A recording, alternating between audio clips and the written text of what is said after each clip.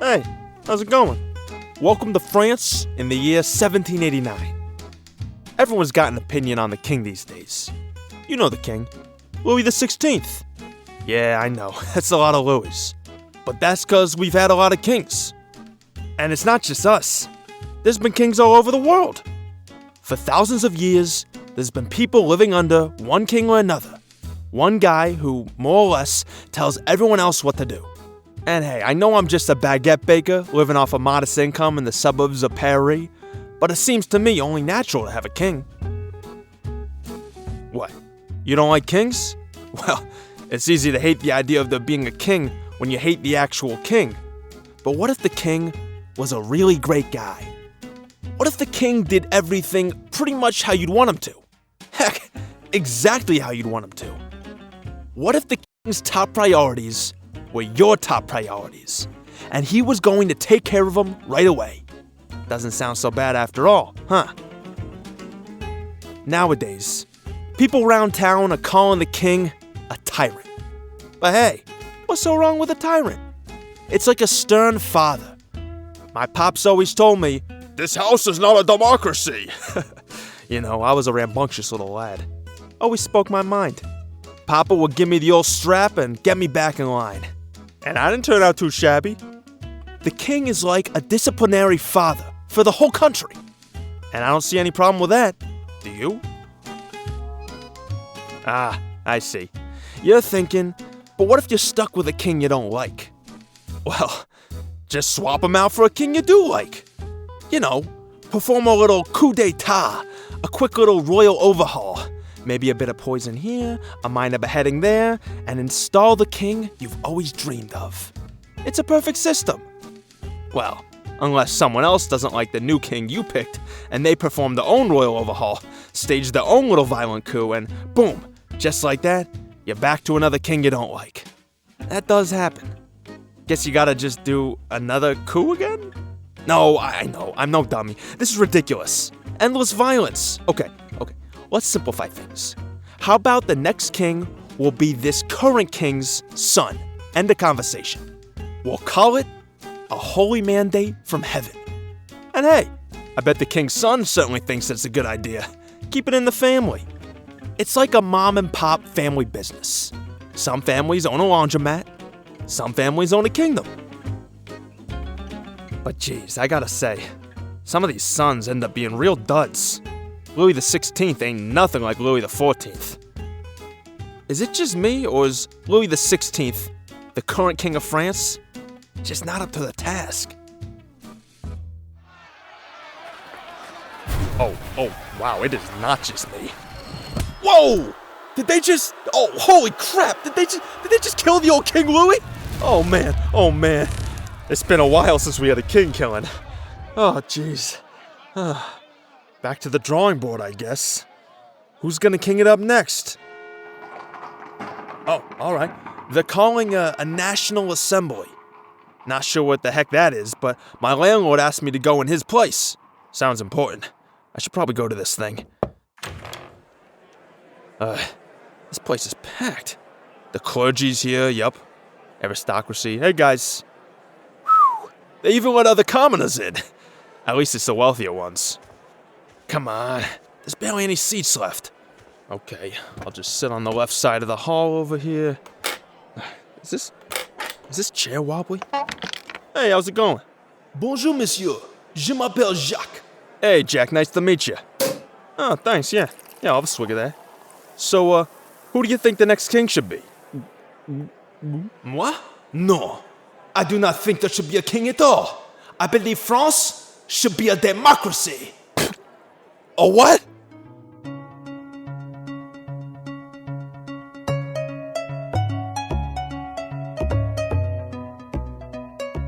Welcome to Human Nature Odyssey.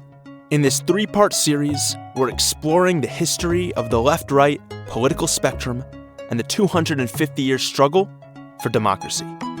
This is part 3. I'm Alex Leff.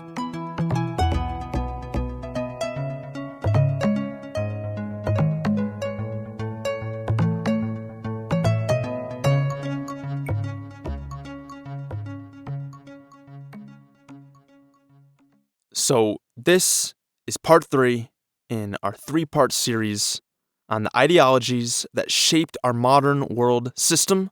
If you haven't listened to part 1 or part 2, hey, that's fine. I'm not here to judge. How about this? I'll give you a quick summary, and then we'll all be up to speed. As you may recall, at the onset of the French Revolution in 1789, a National Assembly was assembled. Those in favor of keeping the monarchy sat on the literal right wing of the hall, and those in favor of democracy sat on the left wing. And that's where we get the whole left wing, right wing thing. We often think of the political spectrum as a binary between these two poles, the left and the right. But sociologist Emanuel Wallerstein, who we've discussed in previous episodes, suggests politics since the French Revolution haven't been shaped just by two poles, but 3 separate ideologies: the right, the left, and a third thing, a political triad rather than a binary. First, let's talk about the right, which since the early 1800s has also been known as conservatism.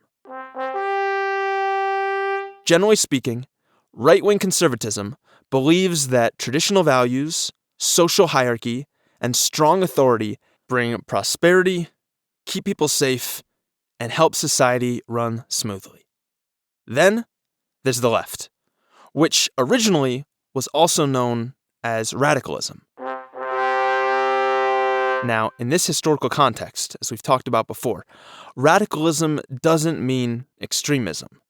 Every ideology can be more extreme or more moderate, flexible or rigid. The reason radicalism was originally called radicalism was because the word radical comes from the Latin radix, which means root, and the left-wing radicals wanted root-level changes.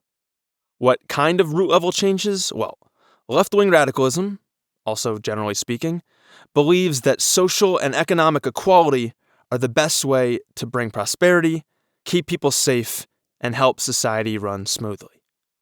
So that's the right wing and the left wing. But there's another wing, or thing, ideology. It's liberalism. Liberalism is different from the right wing or left wing. Sometimes people call it the center, but I think that actually just confuses things. Liberalism isn't just the middle ground between the right and the left. It's its own ideology with its own beliefs. What beliefs? Well, liberalism, again, generally speaking, believes in individual freedom, laws that apply to everyone, and a society based on merit, not bloodlines. The best way to accomplish that, most liberals agree, is by letting the market decide who contributes the most value to society and then let those people rise through the ranks. Therefore, capitalism, which also relies on the markets, became liberalism's best friend. Individual freedom, universal laws, and merit, liberalism believes, that's the best way to bring prosperity, keep people safe, and help society run smoothly. Wait. You're telling me that all 3 ideologies, conservatism, radicalism, and liberalism, want safety, prosperity, and a well-functioning society? Oh, well then dang. We should all get together and work on this sometime. Maybe we could even get along. But these 3 ideologies, 3 perspectives, 3 strategies have been competing for the last 2.5 centuries to implement their vision on creating a better society. Now, if you're thinking to yourself, this guy's got it all wrong, what the heck is he talking about? 3 ideologies? Liberal, conservative, and radicals? That's not how I would explain it. Well, that makes sense. For something as widespread and personal as politics, we all have our own associations and definitions for these common terms. I get it. I'm proposing this political triad framework as one among many. Not necessarily better, but hopefully illuminating some things other frameworks can't. And of course, this framework is, by necessity, simplistic. These ideologies are not monoliths. Conservatives can disagree with conservatives. Radicals can be at odds with other radicals. In fact, they often are. Reality is always messier and more complicated. This framework is just a map, really. A good map can help us navigate, but it's not the real territory, just symbols. And if you don't take your eyes off the map from time to time and look where you actually are, you might fall down a manhole or drive into a lake. That being said, it's easy to get lost without a map. And if we're trying to tell the story of the last 250-year-long struggle for democracy, this 3-ideology map may illuminate some details and nuance other maps can't. Okay, so we're 2/3 of the way through our story. In part 1, we watched as the ideals of the French Revolution spread like wildfire across Europe. In 1848, most countries in Europe were ablaze in revolution, with liberals and radicals teaming up to overthrow the conservative monarchies. But when liberals felt radicals were going too far, liberals joined with conservatives to reinstall the right-wing monarchies, and the revolutions smoldered. Liberalism, which again wasn't left or right but its own ideology, found a few countries where their ideal form of government could take hold on its own. The United States, that up-and-coming new nation across the ocean, demonstrated what a liberal democracy could look like, even if only a segment of the population was initially allowed to participate. And for much of American history, the actual right wing, like the right wing of the French National Assembly, and the actual left wing, what we sometimes may call like the far right and the far left, were only marginally influential. Most of American history is a history of what we're calling liberalism. By the end of the 1800s, the United Kingdom, France, and the Netherlands had adopted versions of liberalism as well.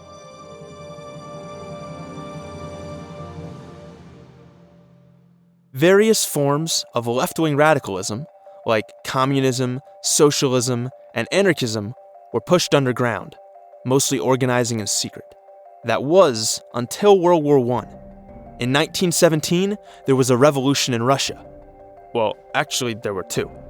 And by the end, Vladimir Lenin's left-wing radical Bolshevik Party seized power and within a few years formed the Soviet Union. Left-wing radicalism, in the form of Soviet-style communism, finally had its own government to implement its ideals. World War I ended in 1919, and as a result, many conservative monarchies either collapsed or had their power greatly reduced.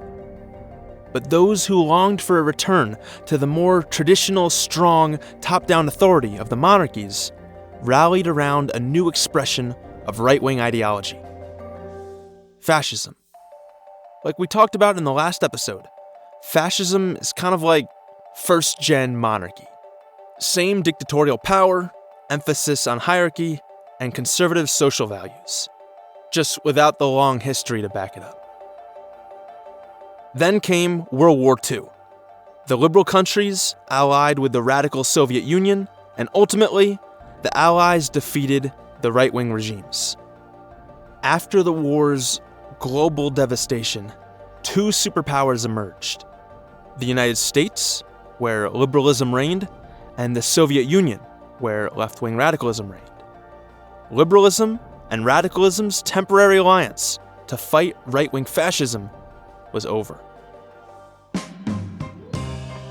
Since a direct war between the US and Soviet Union would risk global nuclear annihilation, these two superpowers fought each other indirectly, often by supporting their ideological allies in local civil wars, like in Vietnam. Before long, the Soviet Union seemed to abandon its radical principles and ended up looking an awful lot like an authoritarian state.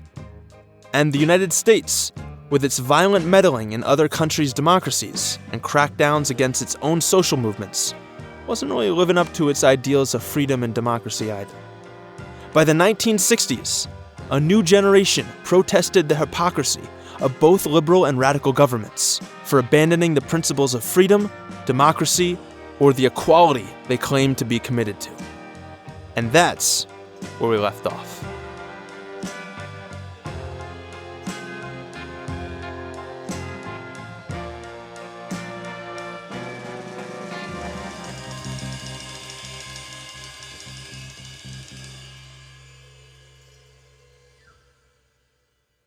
Have you ever seen that movie by Taika Waititi?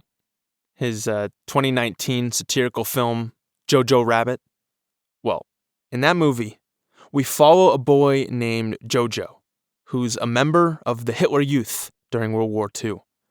Jojo has been fully indoctrinated into the Nazi Party, and he frequently talks with his imaginary best friend, who's a goofy version of Adolf Hitler, actually played by director Taika Waititi. It's pretty ridiculous.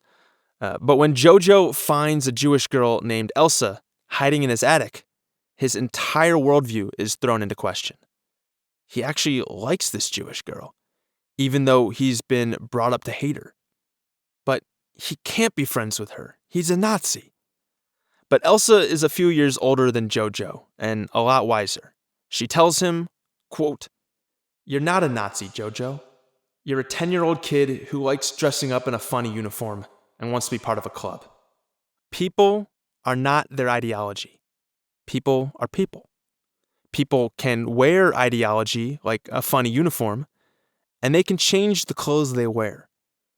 So when we talk about the three ideologies, liberals, conservatives, and radicals, know that we're talking about people whose opinions and perspectives have been shaped by the world around them. No matter what we think of their ideology, we can learn a lot more by always seeing their humanity. If we want to curse or condemn anyone, it's the ideological gods who are to blame. The gods? Oh, don't worry. We'll hear from them again in a bit.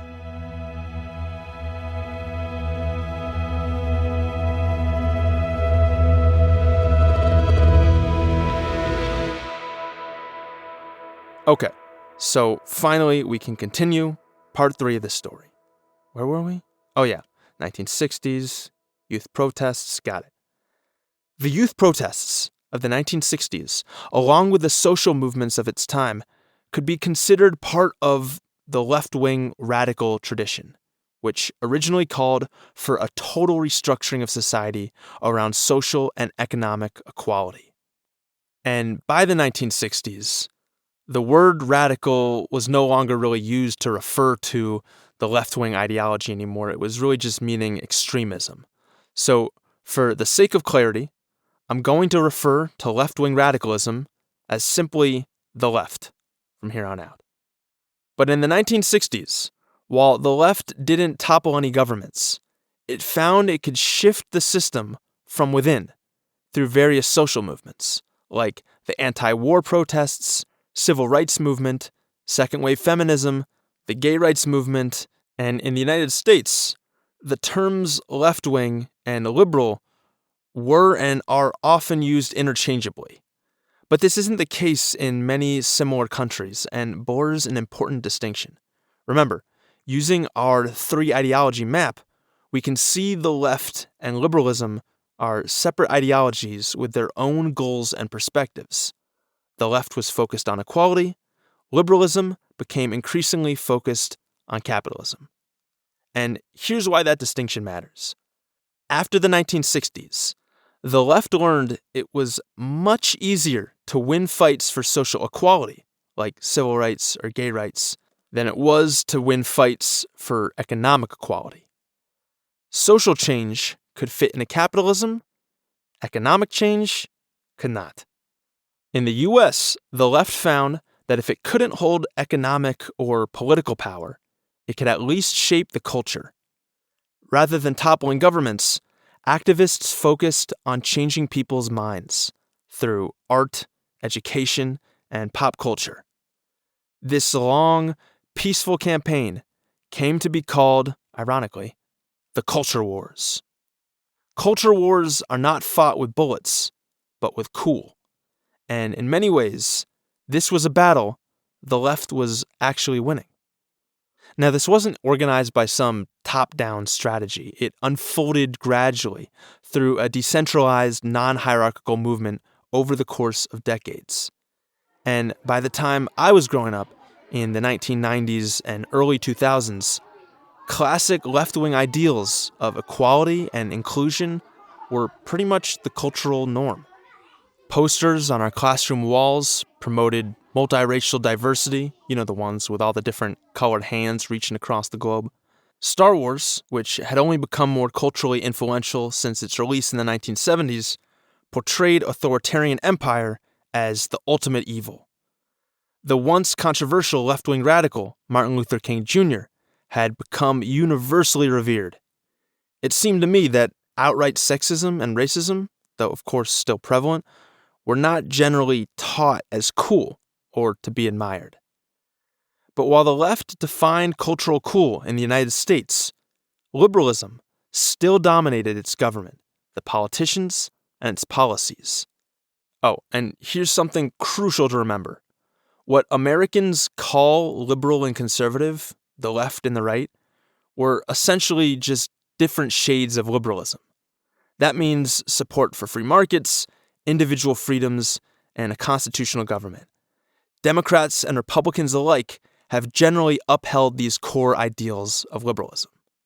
So, if you're someone who identifies as a conservative because you support free markets and individual freedoms, well, I'm saying that within this framework, we can consider that still a part of the ideology of liberalism.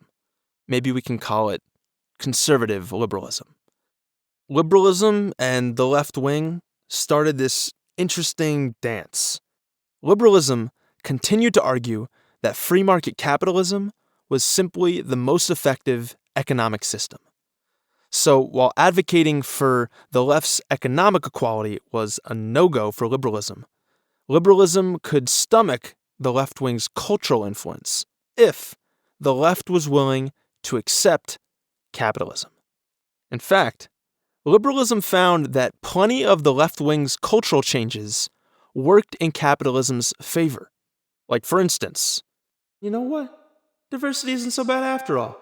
Yeah, we can sell all sorts of products to the groups we used to pretend didn't exist. On Pride Month, our rainbow flag sales will be through the roof.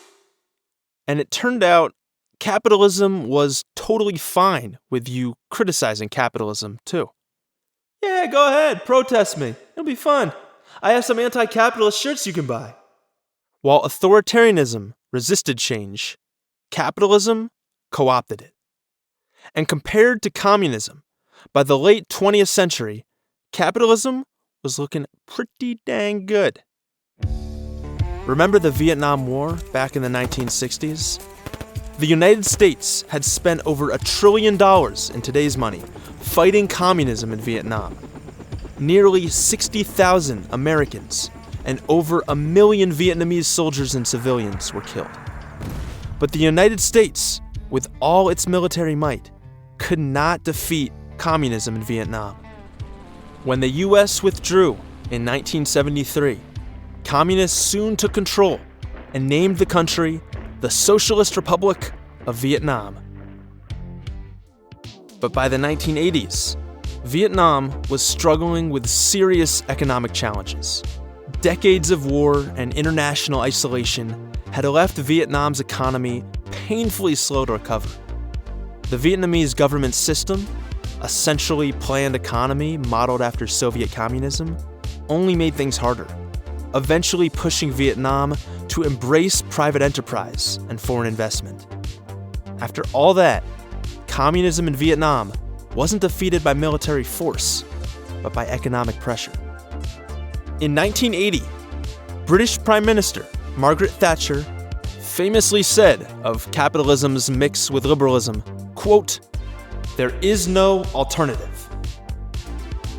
And when the Soviet Union finally fell in 1991 and the brand new Russian Federation embraced capitalism, it seemed Margaret Thatcher might be right.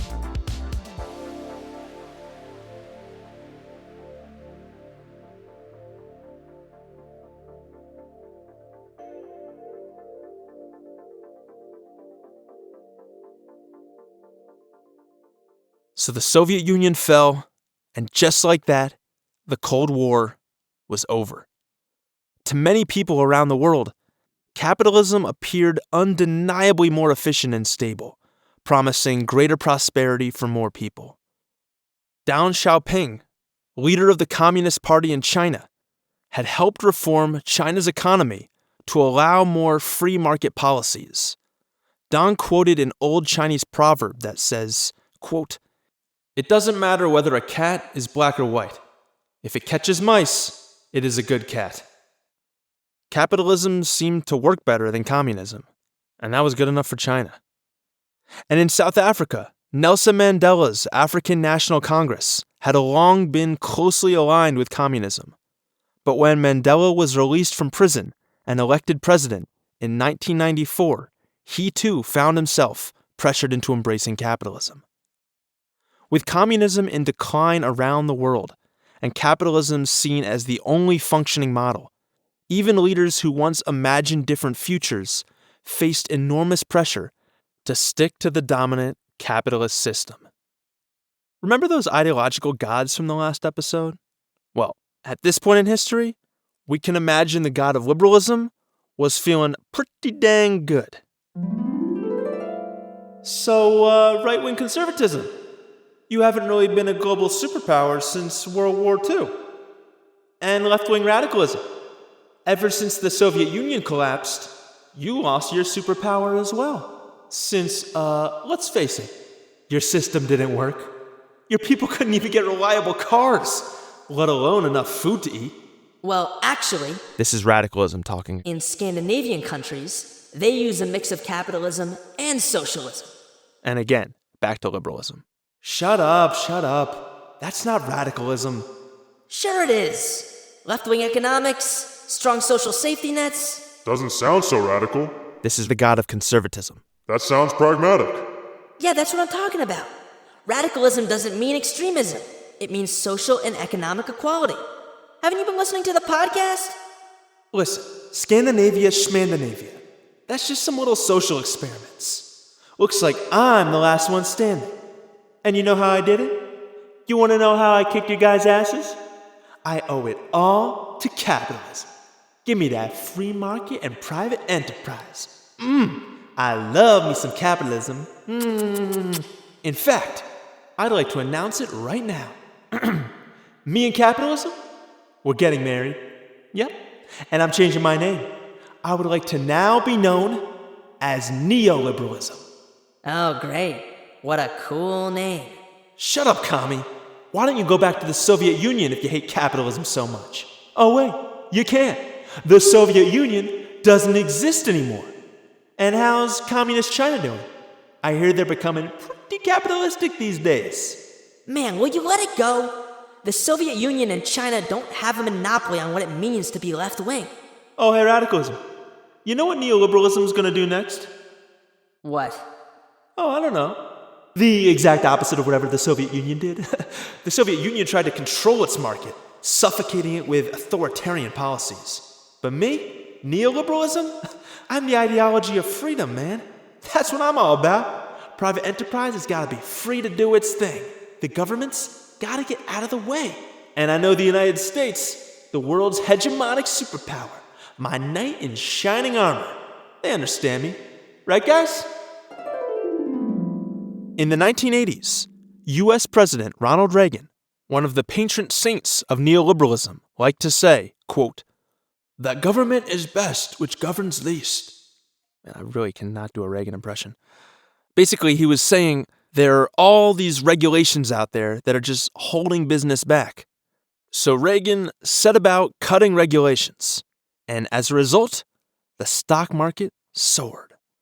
Some people made a lot of money, but for most of the country, wages stagnated and public services were cut. But don't worry, Reagan said, we gotta let businesses make as much money as possible so their wealth can trickle down. I mean, who wouldn't want to be trickled on? Oh, and we need free trade. We gotta make sure goods and services can move freely across borders. Democratic President Bill Clinton agreed. And by the 1990s, both major U.S. parties, Democrats and Republicans, were fully on board with neoliberalism. Different parties, same neoliberal ideology. So in the 1990s, Clinton passed some free trade agreements with other countries, which sped up the rise of multinational corporations. Those corporations relocated their production to whatever countries had the fewest regulations and the cheapest labor. This was great for CEOs and shareholders, but it wasn't that great for workers, whose jobs got shipped overseas. Then, in the 2000s, Republican President George W. Bush picked up neoliberalism where Reagan and Clinton left off. All right, guys, just a few more trade agreements to sign. Oh, gotta cut these taxes for high-income earners. I'm sure that wealth will start trickling down any time now. And what's this?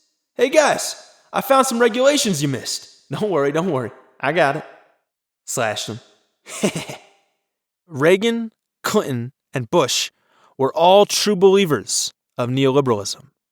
Of course, it didn't hurt that their corporate donors and lobbyists were fans of neoliberalism as well. Man, these US presidents are geniuses. This is so great. Now companies can finally be free to make as much money as humanly possible.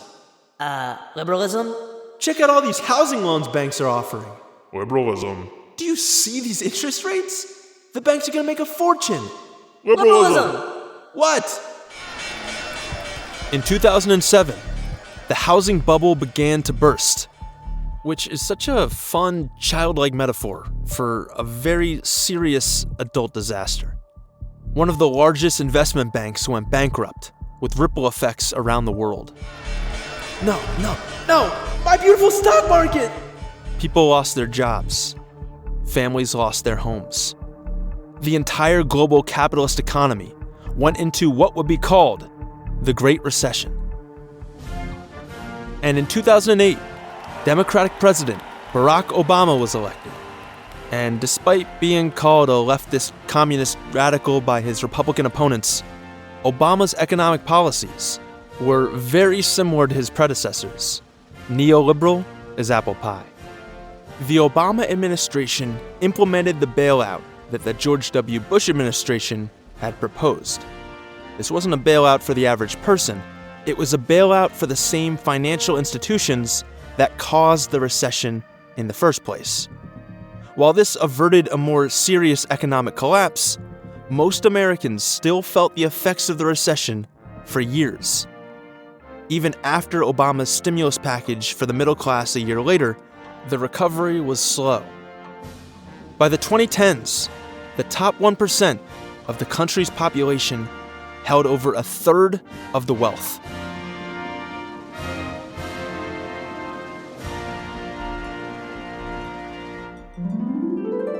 Wow, liberalism. Are you happy now? Wasn't free market capitalism supposed to make the world better for everyone? All this wealth inequality reminds me a little bit of France under Louis XVI. Pretty ironic. Wouldn't you say, liberalism? In part one of this series, we talked about how, in 1848 in Palermo, Sicily, a radical prankster put up flyers that said, "Tomorrow there will be a revolution," and that helped spark the revolutions of 1848.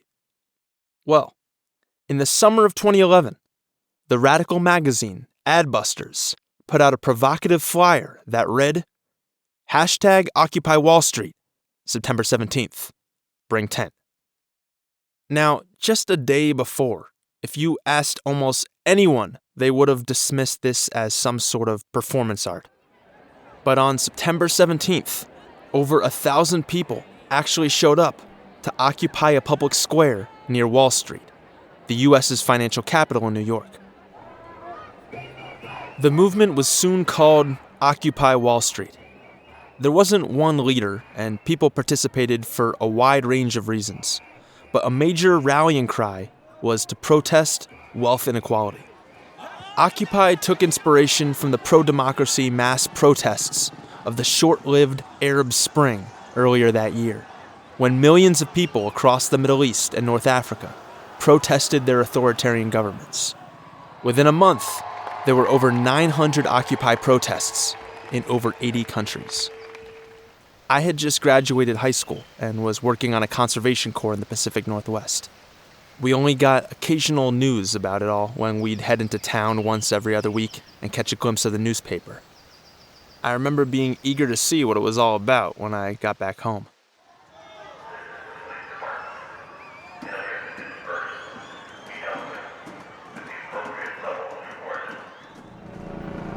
but I read how protesters were met with riot police and tear gas canisters. Cities brought in bulldozers to clear the demonstrations. By the time I returned from the woods, just a few months later, the occupations had mostly come to a snuffed-out end. Occupy did not fix wealth inequality or dismantle capitalism, but it did bring the classic economic left-wing critiques that had been sidelined for so long back from the political fringes into the mainstream. So during the 2016 U.S. presidential campaign for the Democratic nomination, a grumpy old senator with unkempt white hair named Bernie Sanders shocked the country with his overwhelming popularity with young people. Among 18 to 29-year-olds, he won 60 to 80% of the vote, depending on the state. Bernie's politics, unlike almost every other major presidential candidate for over half a century, came from the actual left wing. But rather than calling for a completely new system, as traditional radicalism would, he pushed for reforms from within, through peaceful and democratic means. So, does this make him a liberal or radical? Well, somewhere in between. While communism seeks collective or state control of the market, and neoliberalism promotes deregulation and privatization, Bernie advocated for a kind of balance, encouraging a competitive free market but with strong regulations, higher taxes on the wealthy, and expanding social programs like healthcare, education, affordable housing, and social security. He called this democratic socialism. In other countries, this is usually called social democracy, and versions of it have been in place since the post-World War II era in countries like Norway, Sweden, Denmark, Germany, Canada, New Zealand, and Uruguay. These kinds of policies even once had a home in the United States, believe it or not, through Franklin Delano Roosevelt's New Deal, which significantly expanded government programs to help Americans recover from the Great Depression. While many older Americans were used to socialism being associated with Soviet Union authoritarianism, a new generation was free of that Cold War baggage. And though Bernie Sanders lost in the Democratic primary, it was the closest the left wing had come to real power in the United States for decades. But Bernie Sanders' neoliberal Democratic opponent, Hillary Clinton, didn't win that election either. Someone else did. But before we get to that, let's check in on the US's old Cold War rival, Russia, and see what they've been up to. At one time, Russia had been the last place in Europe you'd have expected a communist revolution. And at the height of the Soviet Union, it was the last place you'd have expected capitalism to flourish. But Russia likes to surprise you. By the late 1980s, the Soviet Union's economy was seriously struggling, so it began gradually allowing people to open small-scale businesses for the very first time. You know, just a touch of private enterprise, a little dash of the free market. But when the Soviet Union collapsed in 1991, Russia's new leader, Boris Yeltsin, decided what Russia needed was some of its own neoliberalism. He called it shock therapy capitalism. The old Soviet-run industries, like manufacturing, mining, the media, all of a sudden were sold to the highest bidder. It was like Russia was having an estate sale for the now-dead Soviet Union. Russia even brought in Western advisors to help show them how to do capitalism. Oh, thank God. Russia is finally a capitalist country. Nothing strengthens democracy like capitalism. This is amazing. Russia will finally be free. Yeah. Oh, and now that Russia is capitalist, it can finally have its own rags to riches story. And boy, did it. Here's one of them. Poor little Roman Abramovich, born in 1966, orphaned at the age of 3, grew up in the howling cold of northern Russia. By the time Abramovich was a young man, the Soviet Union had started allowing people to open their own small businesses, so he started selling rubber duckies out of his apartment. It was an honest living. This is a true story, by the way. When communism collapsed, Abramovich graduated from duckies to bigger and better, but less fun and whimsical things, like oil, aluminum, and airplanes. And when Russia started auctioning off its old state-run industries, he bought them. A lot of them. He soon became one of the wealthiest men in the country. He bought his fair share of sports cars, a couple super yachts, the UK's Chelsea soccer team, a 15-bedroom mansion and penthouse suites around the world, and then spent hundreds of millions of dollars worth of his own money to be elected governor of Russia's Chukotka region. But not every Russian was so fortunate. Basic food prices soared, and many went hungry. But this wasn't communism anymore. This was the free market, baby. You want to eat? You gotta compete. And Abramovich and his fellow extremely rich businessmen were winning the competition. They owned the news, they influenced politicians to pass the laws they wanted, and like Abramovich, many became politicians themselves. Soon, a lot of people argued that Russia wasn't really a democracy, but an oligarchy, a government run by the wealthy. Let's check in how liberalism's doing with all this. Damn. So does neoliberalism inevitably accumulate wealth in fewer and fewer hands that control more and more of the government until democracy is completely eroded? That's such a bummer, because I always like to think of myself as the ideal ideology of democracy. Conservatism, whether you were monarchism or fascism, you were openly authoritarian. So what? And radicalism, I know you said you didn't want to become authoritarian, but the Soviet Union certainly was. Yeah. But it turns out I can become authoritarian too? That capitalism without limits doesn't lead to more democracy, but to oligarchy? Man, I was so focused on the government not being authoritarian that I didn't realize that the wealthy could become authoritarian through their wealth and end up buying the government. I tried to warn you. When a system prioritizes accumulating more wealth for the wealthy, eroding the social safety net, shipping jobs overseas, or exploiting workers at home, the masses suffer. And when populations become desperate, strong leaders become more popular. When Boris Yeltsin resigned, Russians turned to this charming bald guy named Vladimir Putin and elected him president in 2000. You know, I like this Putin guy. He stands up for traditional values, not all those radical ones. Plus, have you seen that pic with him riding a horse without his shirt on? Pretty manly. Putin promised to restore Russia's economy and stand up to the oligarchy. But in reality, he worked with it, punishing oligarchs who opposed him and rewarding those who were loyal. Initially, Putin was only allowed to be president for a maximum of 8 years.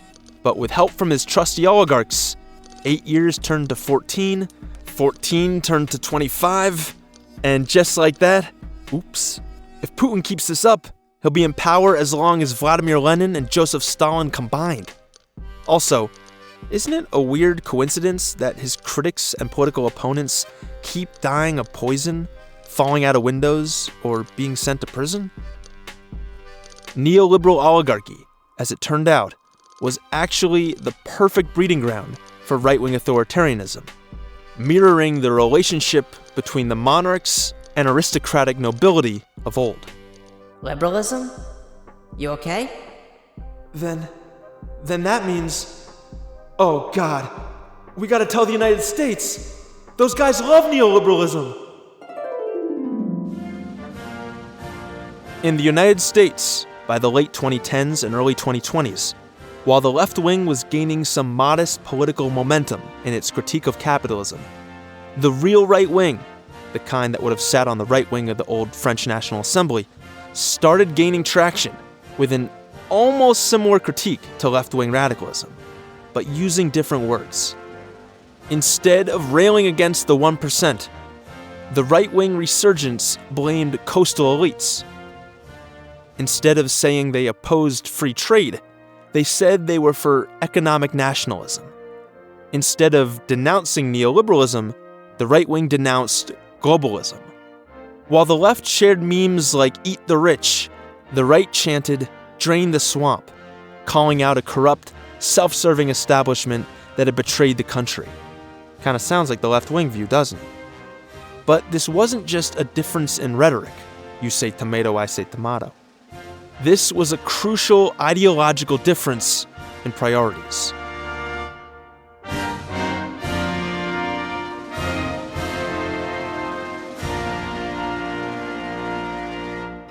In the right's view, the real problem with society wasn't economic injustice, it was the left wing's cultural influence. You know, multiculturalism, feminism, all that LGBT and Black Lives Matter stuff, Christianity being less culturally dominant. These things weren't signs of social progress, but symptoms of a country losing the identity the right wing believes is best.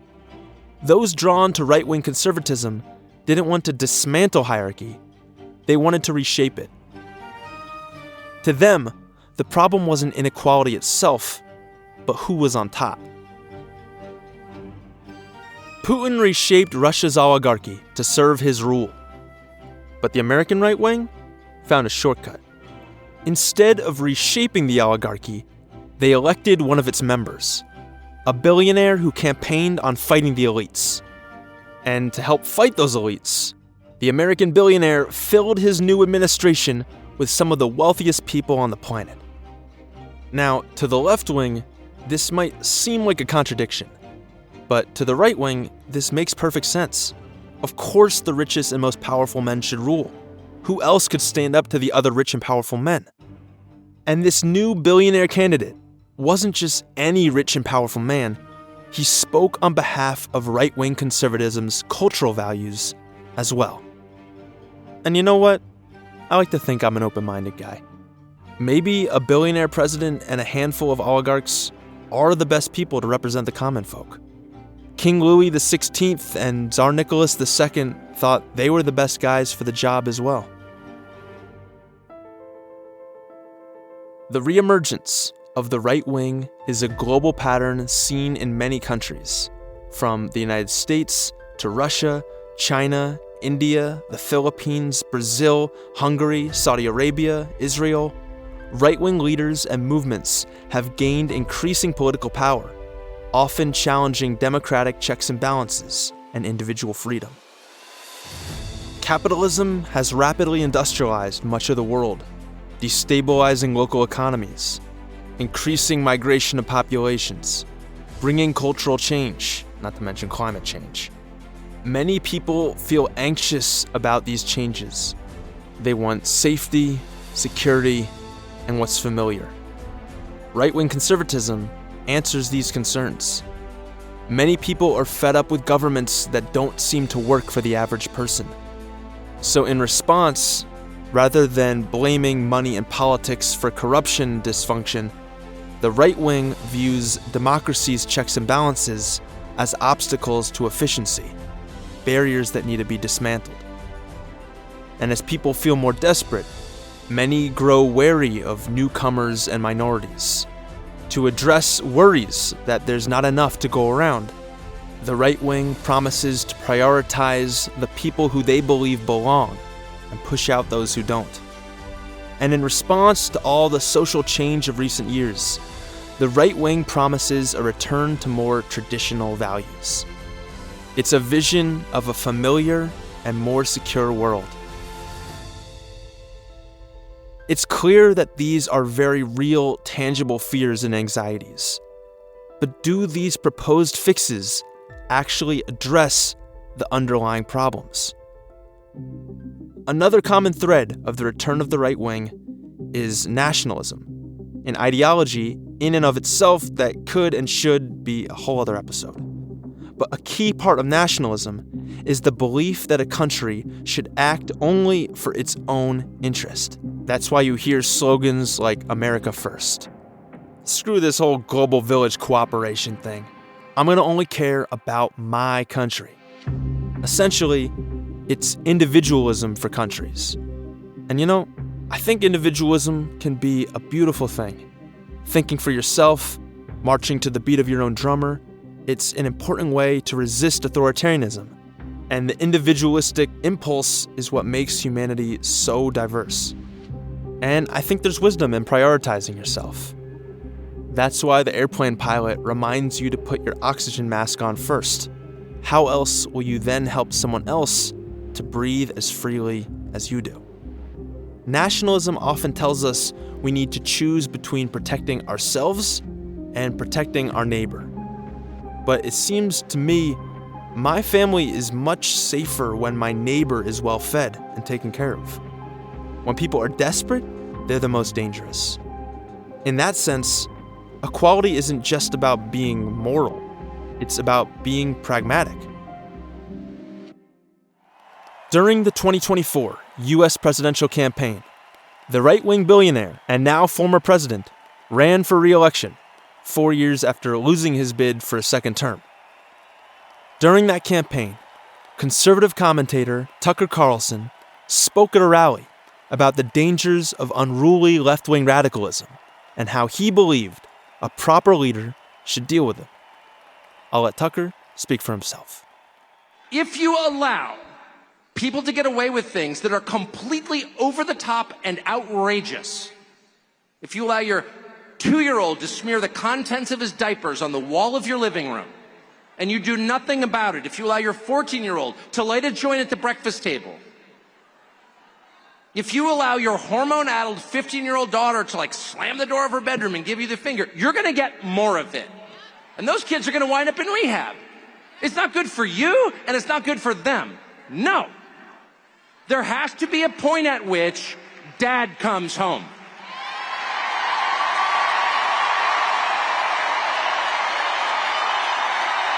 Yeah, that's right. Dad comes home. And he's pissed. Dad is pissed. He's not vengeful. He loves his children.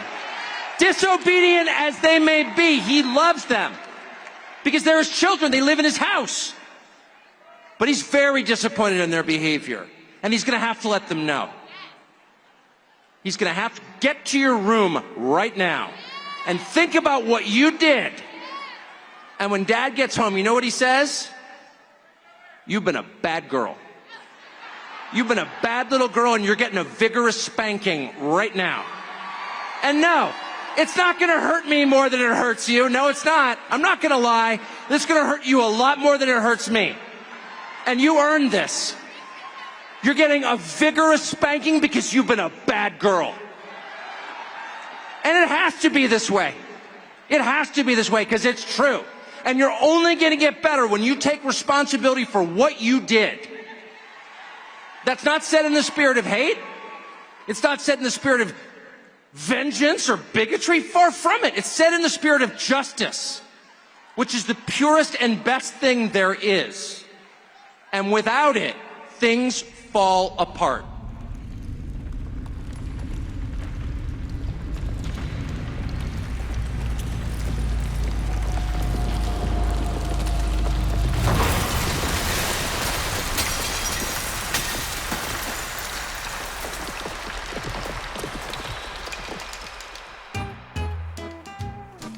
Oh man, anyone else getting goosebumps? This guy should have spoken at the National Assembly. Exactly, he's so right. That's the kind of leader society needs. Not someone bound by checks and balances, restrained by laws that commoners have to follow, but a strong man, a dictator, a king. Right-wing conservatism is back, baby. And now, here we are, right in the present moment.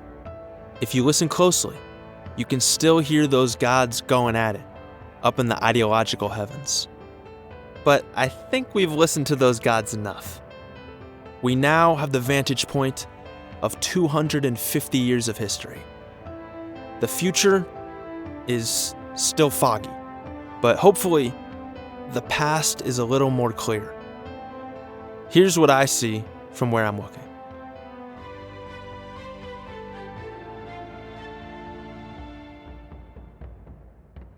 Now, after all this, you might be tempted to say, screw it, let's just forget all these ideologies. I don't want to have any ideology. I get that. Ideologies come with a lot of limitations and historical baggage. But it's important to try and understand the historical entanglement we're in if we're going to try and untangle it. The ideologies, though, are just one map to go by. People don't fall neatly into one category, no matter what flags they raise or uniforms they wear.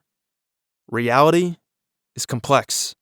We can't get so stuck on our side that we can't recognize the fear and pain and values of others.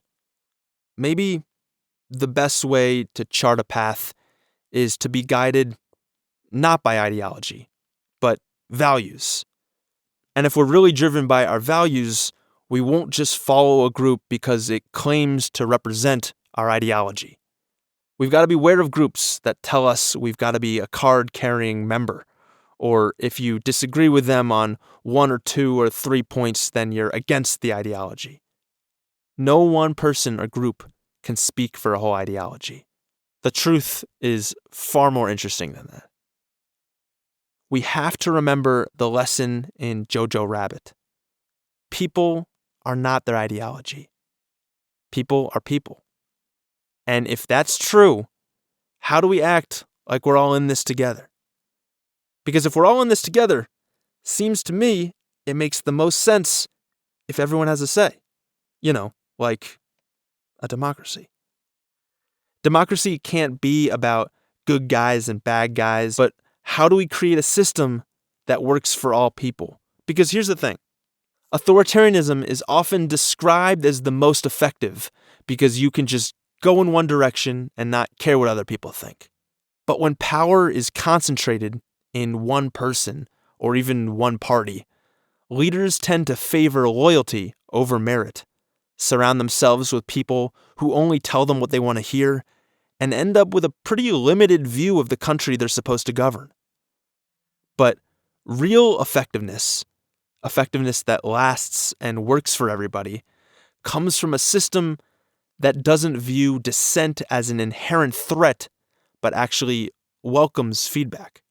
Because that's the only way you can self-correct for making errors. It's not just that freedom of speech is just a nice thing to do. It's how a system adapts and evolves. Because any system is going to have criticism. Being criticized isn't a bad thing. It's how you respond to it. Do you want to spend your time and energy imprisoning people you disagree with, or find ways to address people's grievances and needs? A well-functioning democracy allows for the greatest perspectives, resolves political conflicts peacefully, and is more adaptable and dynamic. And in that sense, I would argue democracy is more effective than an authoritarian system focused on silencing critics and staying in power.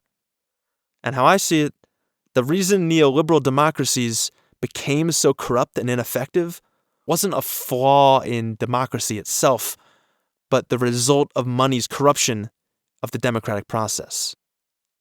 And while the term democracy comes from the ancient Greeks, the democratic phenomenon itself started long before them and existed all over the world.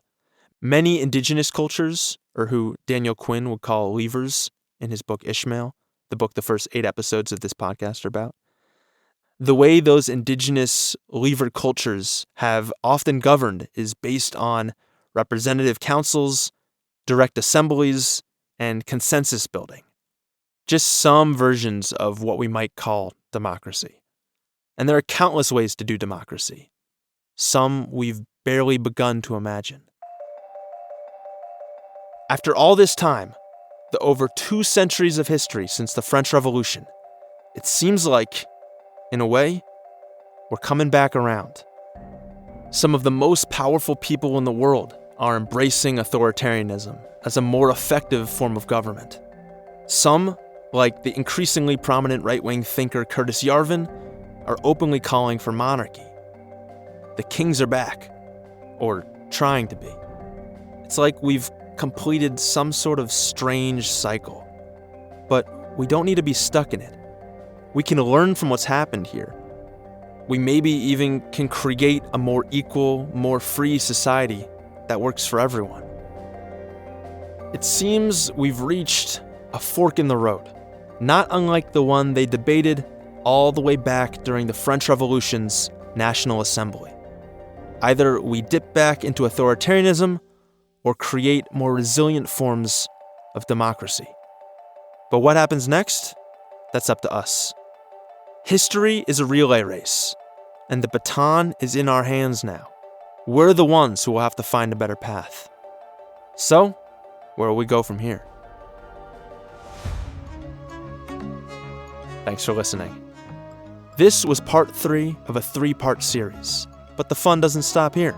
Stay tuned for the next episode of Human Nature Odyssey, where we'll take the lessons of this political history and integrate it with the deeper civilizational questions about our species' relationship to the natural world.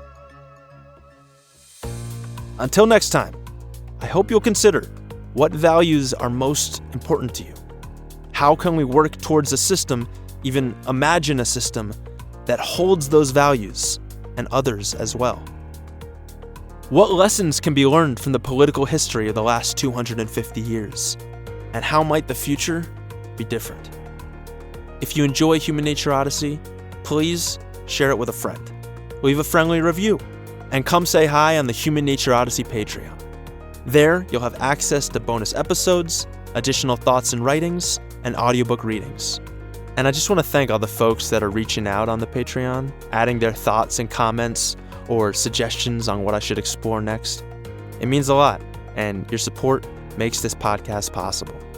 Thank you to Brian, Nare, Mark, Hanan, Maggie, Nina, Joe, Jesse, Steven, Sheer, Michael, Charlie, Nick, and Asher for your input and feedback on this episode. This series was made in association with the Post-Carbon Institute. You can learn more at resilience.org. And as always, our theme music is Celestial Soda Pop by Ray Lynch. You can find a link in our show notes. Talk with you soon.